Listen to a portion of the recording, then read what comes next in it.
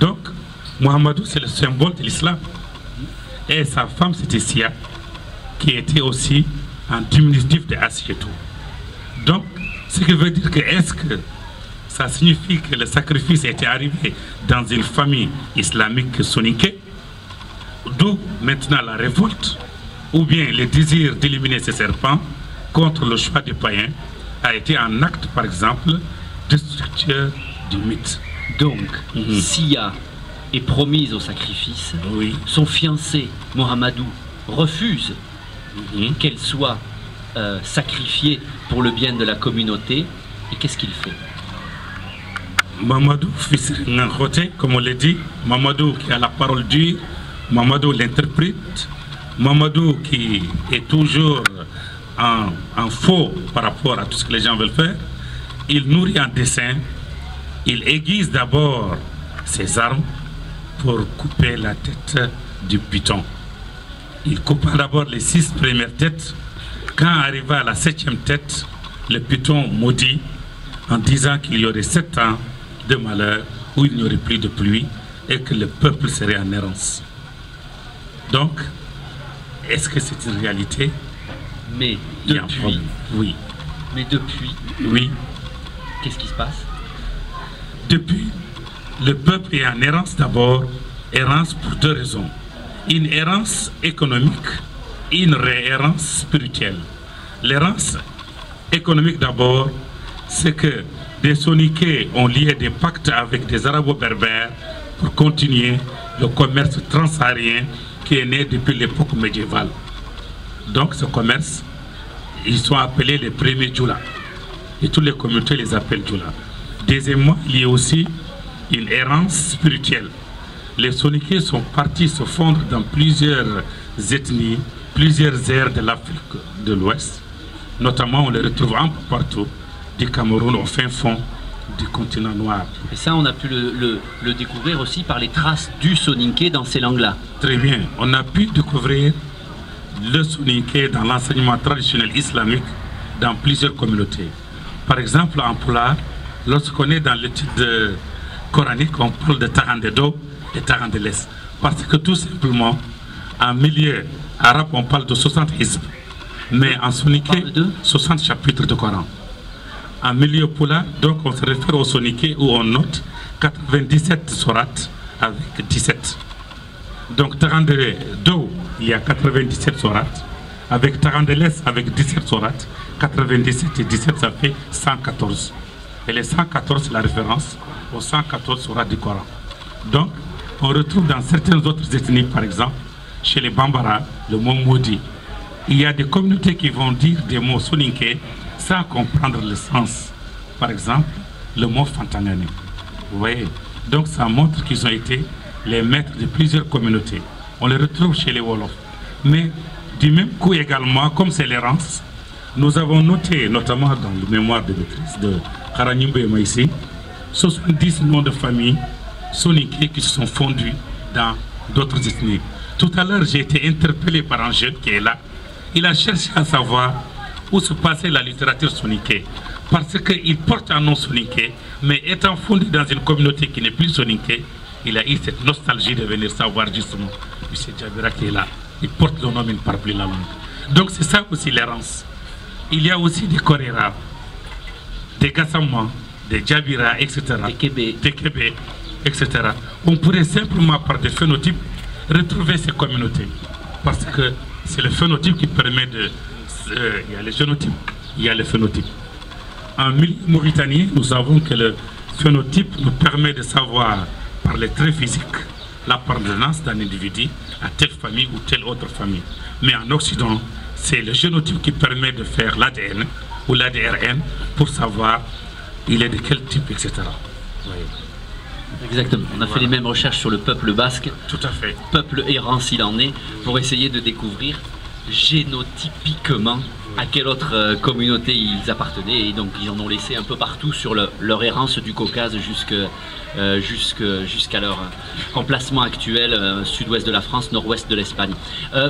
Pour revenir à donc ces textes classiques aujourd'hui, ils sont liés, comme vous disiez, à des textes littéraires classiques, à des classes socio-professionnelles et à des moments particuliers de la vie. Donc on a des textes littéraires, en général poétiques, hein, enfin pas en général, poétiques, c'est le genre dominant, qui sont liés au moment de la circoncision, au moment du mariage, au moment des récoltes, au moment des funérailles, etc.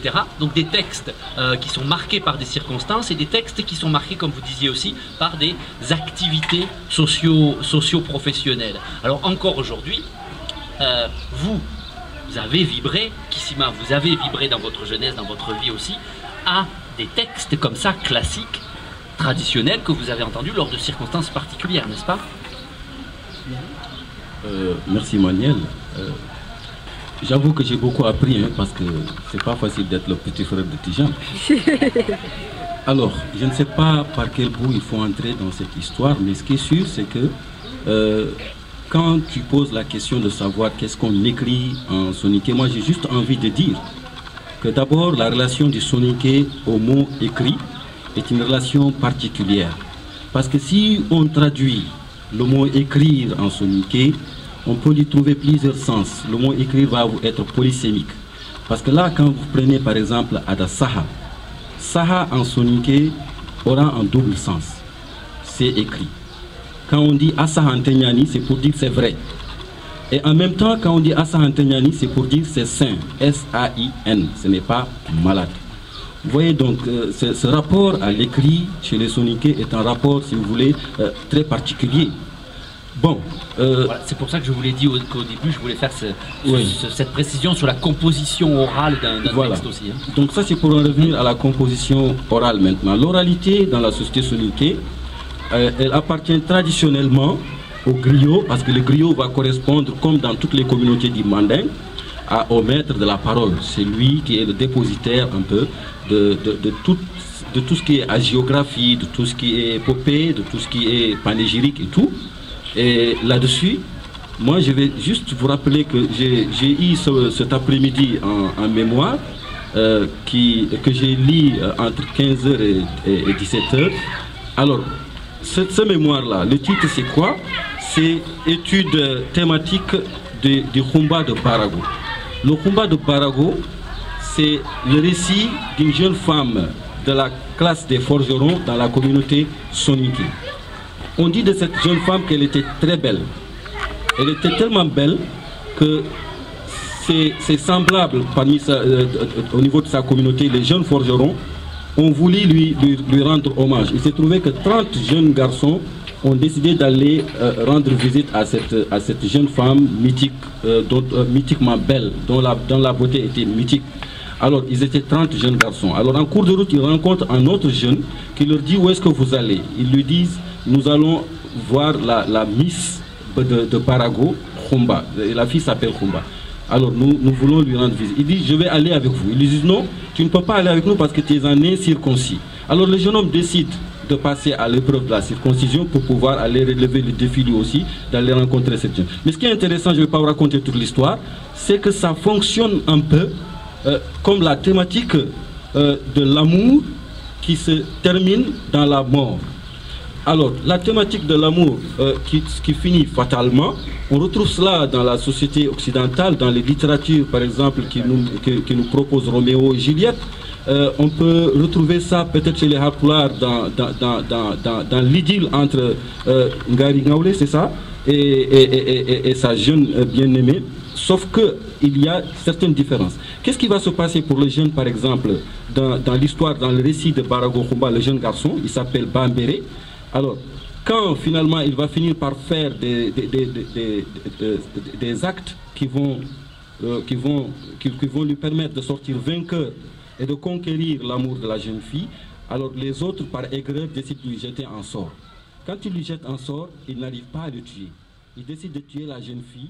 Et la jeune fille, pour la tuer, il faut la couper en morceaux. Bonsoir Kissima. Vous avez qui a animé jeudi dernier une conférence autour de paroles d'écrit organisée par l'Institut français de Mauritanie avec Tidjane Diagana autour de la littérature soninké. Quelle est l'importance en fait de la littérature soninko d'aujourd'hui? Oui, il a d'abord été question pour nous de mettre la lumière un peu sur l'importance de l'écriture en milieu soninké, parce qu'il ne s'agissait pas de poser la question en termes d'existe-t-il ou non une littérature soninké, étant entendu que chaque communauté a une production artistique, une expression du beau, une expression de l'esthétique qui peut avoir un caractère littéraire. On parlerait de littérature orale, mais également on a parlé de littérature écrite. L'impact, en fait, l'importance pour nous, c'était de faire ressortir un peu cette littérature classique à laquelle se réfère la soninké. Et cette littérature soninké donc classique, elle s'exprime dans les contes, dans les légendes, dans l'expression du mythe, et également à travers la parole des griots, à travers les hagiographies et même à travers les chants religieux. Il y avait un autre aspect de cette littérature, c'est la littérature moderne, contemporaine. Cette littérature contemporaine, elle a commencé à s'exprimer à partir des années 80.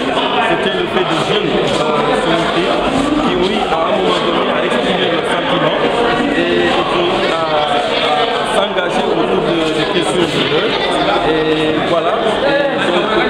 Il y a eu des textes qui nous ont marqués et nous avons tenu à en parler. Et justement, pour la jeune génération mauritanienne, quelles sont les figures emblématiques justement de la littérature soninké qu'il faudrait retenir?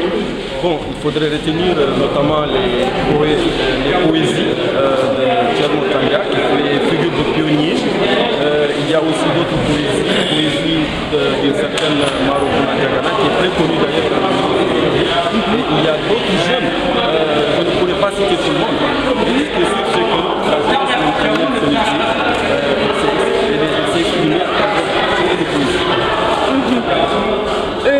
En termes de littérature soninké, mais est-ce que c'est une littérature qui est beaucoup éditée? Est-ce que finalement les gens n'écrivent pas seulement et arrangent leurs écrits dans les armoires? Est-ce qu'on peut réellement appeler ça littérature? Il y a chez les soninké un conservatisme qui se répète même sur leur production littéraire, parce que les gens ont tendance à garder tout ce qu'ils ont, notamment les livres.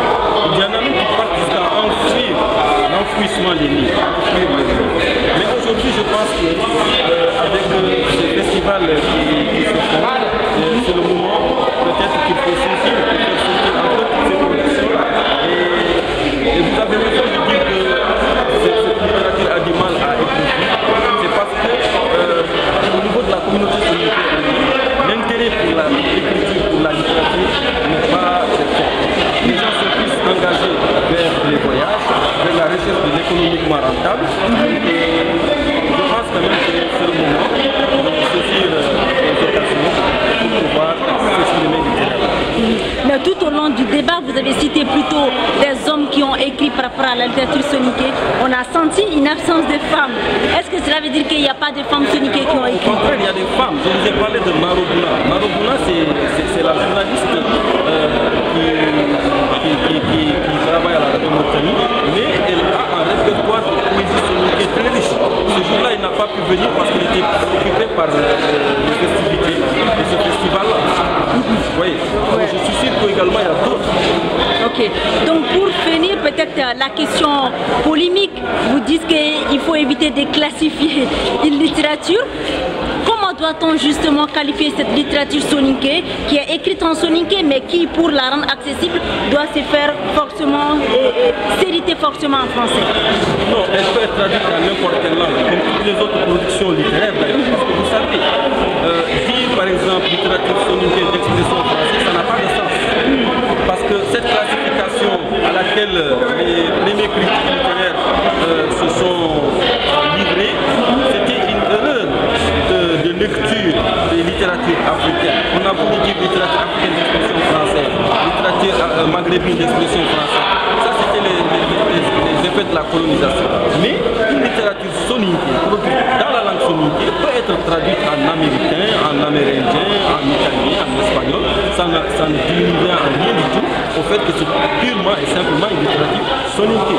Par contre, s'il y a des soninké qui s'expriment en français, qui préfèrent produire des littératures en français, je ne pense pas qu'il faille les qualifier de littérature soninké d'expression française.